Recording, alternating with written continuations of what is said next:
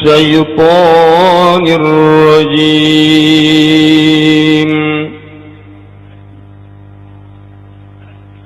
بسم الله الرحمن الرحيم. Di Indonesia mana mun urang nyaritakeun tentang syariat di negara atuh teh jalan. Lantaran di Indonesia mah negara urang, negara Republik Indonesia, lain negara syariat, negara demokrasi Pancasila.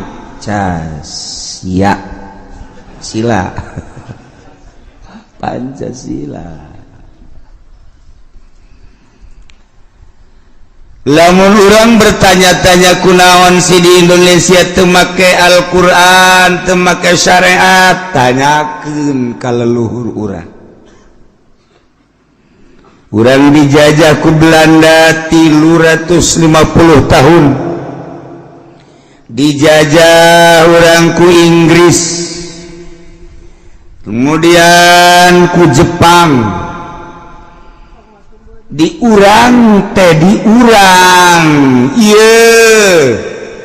negara jajahan lila lamun berabad-abad negara urang dijajah lain teh diperjuangkeun ti baheula diperjuangkeun tetapi alhamdulillahirabbil alamin pada tahun 45 negara urang dimerdekakeun. Jadi kuari geus merdeka negara urang teh alhamdulillahirabbil alamin. Di bawah bendera sangsaka merah putih anu jadi peloporna ialah Bung Karno. Hebat Bung Karno. Eta teh lain sakadar sakitu memeh mengibarkan bendera sangsaka merah putih teh Bung Karno teh disiksa. Bung Karno teh disel lain Bung Karno bae. Berikut jelema-jelema nu memperjuangkeun Republik Indonesia. Geus puguh kolot-kolot urang manu diseret. Anu dihukum picis. Teh nyahoeun budak kuari hukum picis. Hukum picis mah disuat, teh dipaehan, terus diboledehan, dicoel make peso, dikitu-kitu make jeruk nipis. Eta hukum picis garara. Ih, baheula teh samaru kumaha, Masya Allah memperjuangkeun negara teh datang ka kos kitu. Kudu dibuka kembali, diungkap kembali sejarah Republik Indonesia, terutama ku DPR ulangan nyomotan hasilna doa. Ulangan saukul comot am. Deuleu leluhur urang atuh baheula memperjuangkeun negara, bangsa jeung agama, nyawa taruhanana. Musyawarah Bung Karno jeung para pejuang-pejuang sangkan negara ieu merdeka. Kulantaran di jerona aya Kristen negara urang teh. Bahkan lain sekadar Kristen di urang teh aya agama nu sama rasa sama rasa. Ta eta teh agama di urang teh aya baheula teh. Geus puguh encek mah di urang ambalaya. Tah ieu dipikir ku Bung Karno supaya menyatu di Sabang sampai Merauke teh kumaha carana musyawarah mulai Jawa Timur, Jawa Tengah, Jawa Barat. Geus nyana mawarauh jeung para kiai, para penggede lain jeung manusia bae jeung jin ge wow. jeung jin wau urang mah kapanggih jin lumpat urang mah kapanggih jin ka kada kapanggih jeung kunti anak bae urang mah merengken sapira kunti anak lamun aya kunti anak yang sarikeun urang ka dieu sia cek kunti anak mau apa gua peluk lu atuh kudu kitu karang kunti anak ih gak mau dong ya gitu layan bangsa cek atuh urang masieun ku kunti anak we geuning kumaha maju na bungkar loba cicing di hutan cicing di gunung tapa heula Masya Allah dipikirlah ku Bung Karno untuk menyatukan bangsa negara maka dipilihlah ialah negara Republik Indonesia ieu dengan demokrasi eta hasil musyawarah jeung para kiai ikir cerita sejarah lumpat ka mamana ge jaki itu kajen kumaha ge sejarah bangsa jeung negara urang mah lain teh diperjuangkeun Islam teh baheula tapi lamun urang memperjuangkeun Islam doang di Indonesia apan kafir teh ambalayah di urang teh Kristen loba Buddha loba Konghucu ambalayah ngematak diperjuangkeun terus teh teu merdeka tapi Bung Karno mempersatukan bangsa jeung negara jeung agama ieu melalui demokrasi aya perjanjian secara rahasia jeung Inggris aya perjanjian secara rahasia jeung Belanda aya perjanjian secara rahasia jeung Jepang eta mah teu meunang dikemukakeun eta mah perjanjian rahasia eta mah kecuali engke lamun geus mendesak karep dibejakeun ieu mah supaya nyaho bae kos kumaha cenah perjanjian ngaranna ngabejakeun teu wali asal nyaho bae bahwa di Indonesia teh perjanjian jeung Belanda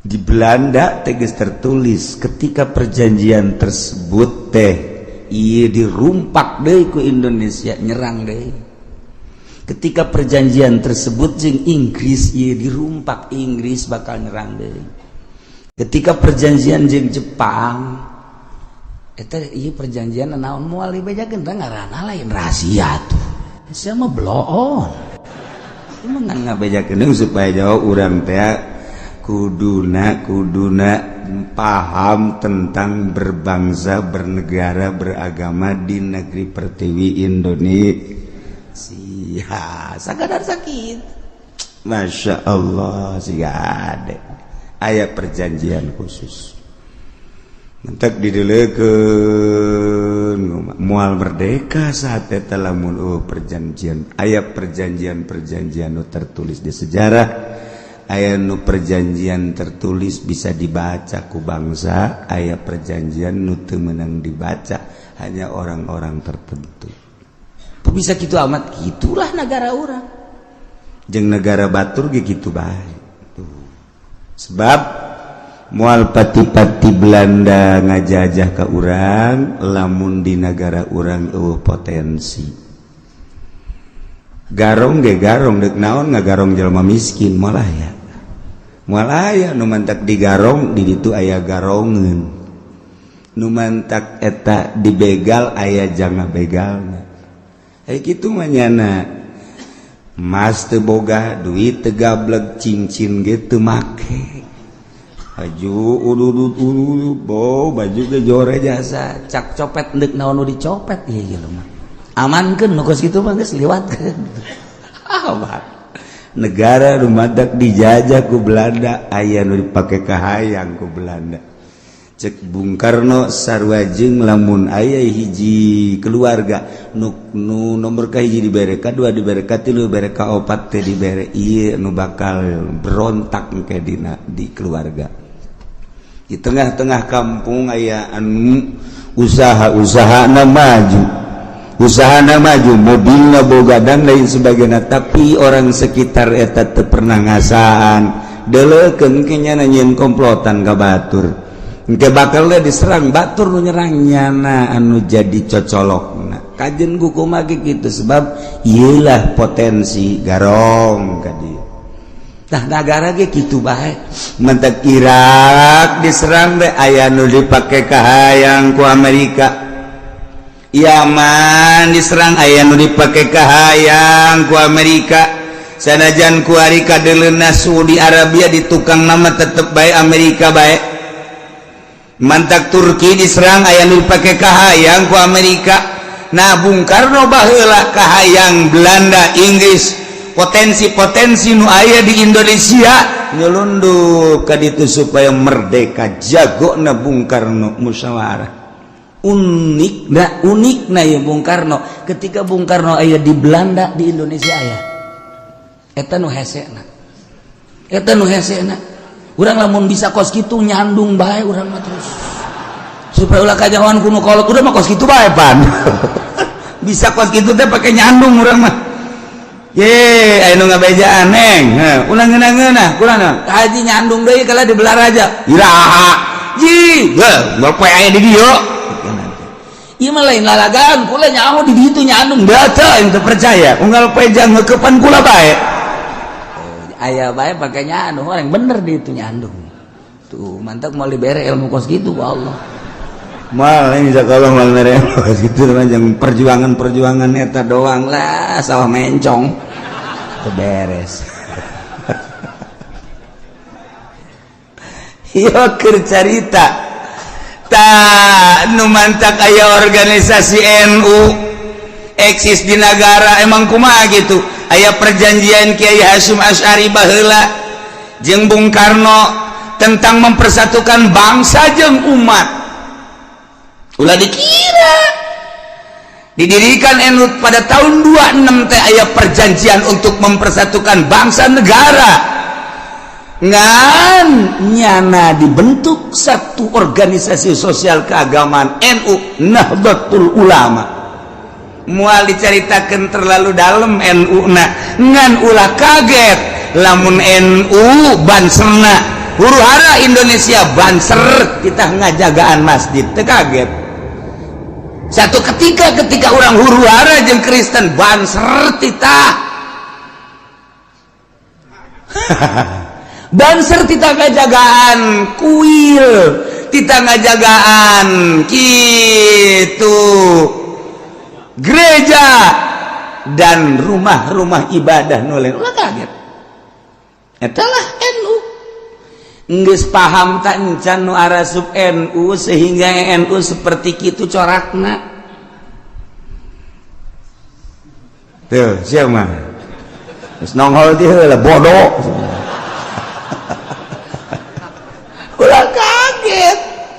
Ulah kaget lamun NU teh dijadikeun garda ku presiden, lain Jokowi bae mun ngajadikeun bahwa NU akan dijadikan garda di negara Indonesia.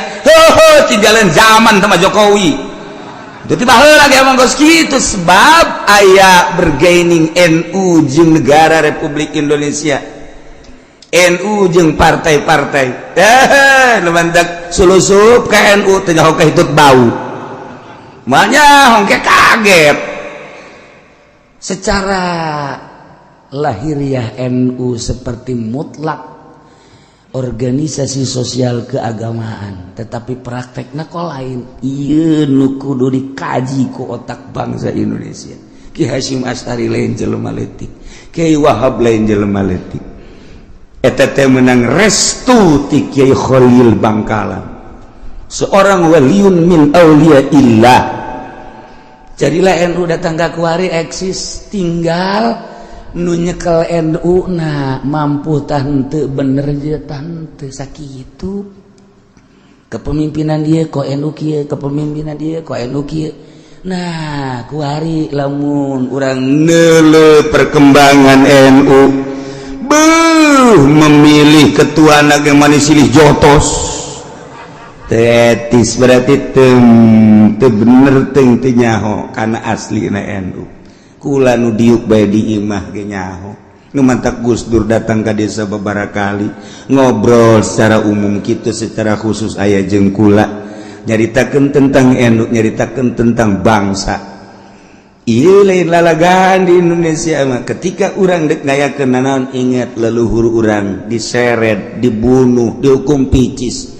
dan lain sebagainya untuk memerdekakan bangsa, untuk memerdekakan negara Republik Indonesia. Dipilihlah ieu negara teh negara demokrasi teh sembarangan, menyatu dari Sabang sampai Merauke teh lain lalagan, satu suara. Merdeka Kristen merdeka, Buddha merdeka, Islam geus puguh mayoritas merdeka. Mantap, ayalah ketentuan-ketentuan jadi kepala negara teu meunang ku kafir sebab mayoritas Islam. Dipilter naon bae nu bakal terjadi agama ku mui jelema ngan sakadar pemutusan unggul disodorkeun sodoran ti NU, rujukan NU Bahsul Masail Minhaj Tufah Raudhah Ahli Sunnah wal Jamaah. Eksis negara Indonesia kok kuari berani sih mengatakan tolak tilu jadi hiji ti mana panyokotanana. Kok berani sih anak angkat bisa ngawaris di mana panyokotanana? Berarti acak-acakan negara Indonesia. NU nanti eksis apa buina anu menyangkal? Iyalah jadi pertanyaan seperti etalah struktur negara orang secara global. Tenang orang hirup di Indonesia teh kudu maca kitab asal maca clipping NU geus sarua sebab panyokotanana ieu ti Minhaj Tufah Raudhah Nihayah tidinya menang nyokotna. Dibejakeun rujukan NU itu adalah 4 kitab, Nihayah, Tufah, Raudhah, Minhaj, sakitu. Geus teu sanksi deui ketika aya keputusan-keputusan NU clipping tahun sekian muktamar di anu iyalah mubatul masailna geus ararangeus tentang donor mata, donor kitu jantung, tentang tulang dan lain sebagainya geus dibahas ku NU teh jalan ka dieu mah ka Banten. Naon sebabna di Banten mah lain nyaritakeun Bahsul Masail. Naon nya kenaon atuh? Lain nyaritakeun Bahsul Masail. Nyata kenaon atuh ke? Lain nyaritakeun Bahsul Masail. Naon atuh? Ieu tah. Sia teh nyaho teh nu teh teh nyaho. Rugi sia. Mantap ulah peureum bae ngajina. Tah pala bae teh nyaho teh sia. Satu sisi orang mengakui bahwa NU adalah organisasi orang sebagai kultur NU, tetapi di sisi lain neuleuh perjalanan NU sakumaha lain Islam. Ayalah sogok menyogok, ayalah minta meminta, ayalah di luar ketentuan NU. Iya numantak lain NU na NU geus eksis menang ngadirikeun Kiai Haji Hasyim Asy'ari. Lain lalagaan NU nyekal NU na nu kudu bener-bener kultur ahli sunnah wal jamaah sekedar supaya nyaho bae.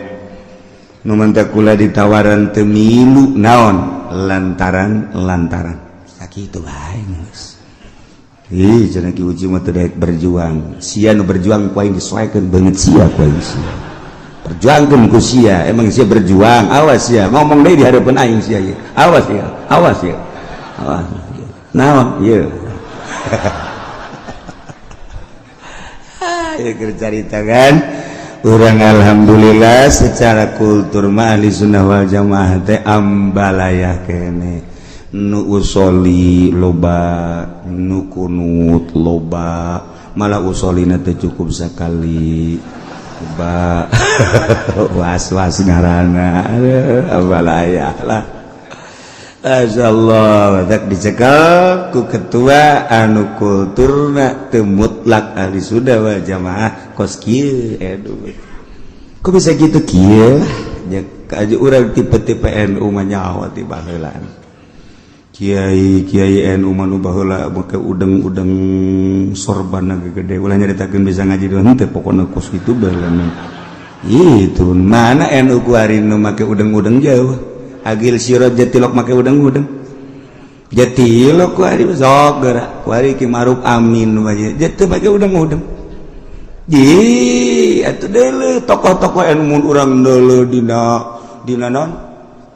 Dina almanak besar jasa urang ayam mahabbah kakarak neuleuh doang ge Kiai Haji Asy'ari masyaallah make udeng-udengna kadeuleu ku urang dideuleu ku aing Kiai Wahab make udeng-udengna kadeuleu je nu kuari bisa ge henteu wa teh kayak udeng-udeng teh je emang kumaha gitu cek anu kayak aing isuk make udeng-udeng atuh nyahoan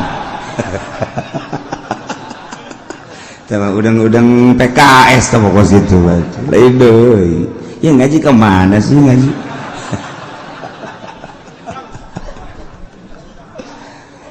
ikir nyaritakeun bugot di negara urang negara demokrasi aya aturan-aturanana bahwa kekuatan diserahkan terhadap rakyat sebab kepala negara benang memilih rakyat bahkan kebablasan milihna nu buta ge milih bae nu torek ge milih bae nu gering ge milih bae teu nyaho bakal kumaha kahareupna padahal nu milih mah nu boga wawasan nu boga pemikiran jernih kahareup untuk maju bangsa negara jeung agama kahareup kumaha ieu mah teu bahkan nu unikna di Golkar mah lain nu gering-gering acan dicolokan ku lurah di desa bertanggung jawab di hadapan Allah engke tak kepala desa sia dikerebekeun di neraka sia ye mangga teu nyaho lah cenah kieu udah sok ngomong gitu emang deh kitu bae supaya nyarahoun rakyat di zaman Golkar teh kos kitu tah di bating saya batingan gitu sakumaha naon padahal Ilman nyaritakeun bahwa brok amat atau moral bangsa Indonesia menang digusur-gusur ditembak digantung bapak moyang urang untuk memerdekakan bangsa negara jeung agama kok memaksakan amat sih seorang lurah hanya untuk boga kenong doang di dieu sampaikeun ka ditojosan kos kitu samarukna eta teh teu disaksian ku malaikat raqib atid samarukna teu bakal dipeta pertanggungjawaban di hadapan Allah untuk kelanjutan negara teh ieu teh lain lalagaan penegara mah bebeneran lain mimpikan negara mah sia nu mantak deleukeun mantan lurah nu ecreg kadeuleu ku mata urang hampir kabeh hampir aya hiji dua mah mantan camat deuleu mantan camat deuleu ku mata urang pan jelema teh gasarwa kalakuanana lain jelema nu mantan bupati deuleu mantan ulah gandeng-gandeng atuh komo beuki kaluhur maka ditu jehe kunaon akhlakna teh ieu nu mantak urang ngomong kitu urang bangsa Indonesia urang mencintai negara urang memperjuangkan negara jeung bangsa jeung agama di sisi lain aya anu ngarusak karena kelangsungan negara nah ieu nu kudu ku urang diperhitungkeun sing harade nu keur caricing di dewan awas ingat ka leluhur urang ulah men comot am fungsikeun ka mana mistina urang ulah kena keur jadi bupati jadi gubernur komo jadi presiden sakahayangna ingat leluhur urang nang para kiai teteh musyawarah lain lalagaan eta teh nu mandak aya naon bae di Indonesia urang inget ka luhur wih ieu nagara can kebel karek setengah abad ieu nagara teh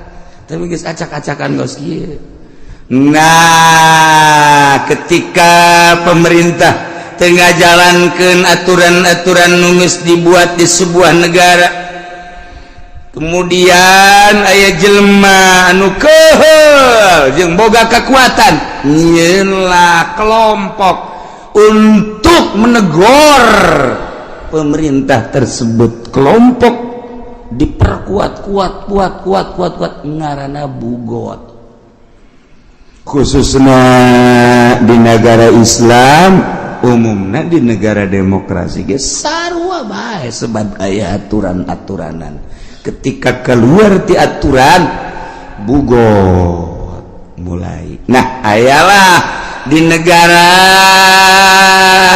aya bugot satu kelompok untuk menasehati negara lamun kamari negara dinasehatanku bugot kemudian kembali selesai urusan anak. Tetapi lamun negara memaksakan diri, iya kebukaan kekuatan pecah di dalam negara, ribut antara kitu naon kitu ngaran bugot jeung negara. Urang lamun ningali kuari di Mesir geus teu rapi kulantaran naon? Lantaran presidena anu dipaksakeun buatan Amerika. Masyarakat embung presiden buatan Amerika, hayang presiden buatan negarana sorangan. Asal terjadi gempur, ricuh deui, nyieun deui rakyat trek. Amerika teh satuju ganti ribut salilan. Di urang hampir kos kitu ngan bangsa Indonesia mah piawai. Nu kudu nama kuari ge digulingkeun tetapi henteu antepkeun sadaek nanyana. Lah daharna ge moal gembul ija kuru. Gitu kan. Artinya tenang-tenang bae ieu piawai bangsa Indonesia keun moal kebal ieu gitu kan. Tuh, di negara batur geus acak-acakan dia negara. Sebab naon dolar can karuhan datang ka iraha. Aju perekonomian ieu teh can boga rencana untuk perbaikan politik acak-acakan mun kudu dibejakeun mah ieu mun kudu dibejakeun di kabupaten teh naon nu kudu digawean ieu teh teu puguh ngan teu ngaromong bae isin sebab nang milih nyana ye ulah sia ieu nyonyi nyana jadi lagi bingung nah iya kumaha gitu jelas tanyakeun ka bakal PNS emang sanajan aing di imah bae ge nyaho. Jeh, parang sana tuh. Tapi kunaon bangsa Indonesia mah bangsa anu akhlakul karimah, antepkeun bae lana. Tuh masyaallah Gus Dur sarua teu jelas ieu teh cek di PNS, teu jelas ieu teh cek di kecamatan. Naon nu kudu digawean padahal keur direncanakeun jeung rencana nu sakitu luar biasa. Ngan nu kepanasan Amerika, guling ka Gus Dur. Amerika lah melalui seseorang. Nah, hari ieu mah atuh tenang-tenang bae Amerika ge keur didelekeun bae. Rakyat atuh tenang-tenang bae deui. Kajen kumaha lalakonna. Tinggal nu usaha bae. Nu boga pabrik bararingung. Ai urang mah teu bingung teh pabrik teu boga sawah teu boga. Atuh deuk kabingungan naon urang mah tuh. Sakitu doatak mendingan keneh nu susah teu bingung. Nu sugih mah baringung kuari. Bingung cenah bakal kumaha ieu perusahaan urang Cina-Cina ge geus boga gulung tiker ambalaya. Loba nu geus dirumahkan, anu dirampingkeun tina 8.000 jadi 3.000 karyawan teh. Berarti kan geus lain lalagaan parahna.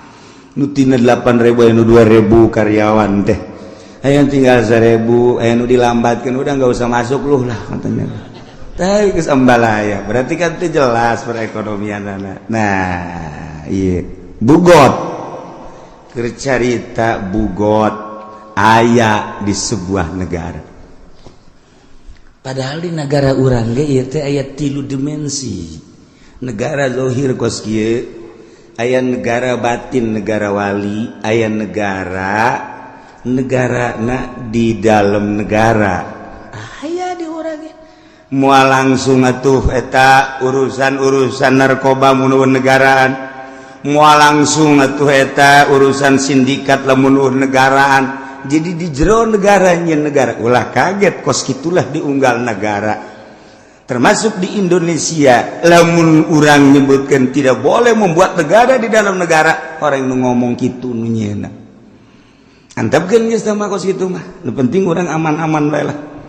Nah ieu mah bugot secara zahir lain negara nu eta mah neangan pengaman jadi nyana secara zahir mah ke bintang 7 secara batin teh bintang eta lah digunakan untuk menjadi eta mainnya di jero negara kos kitulah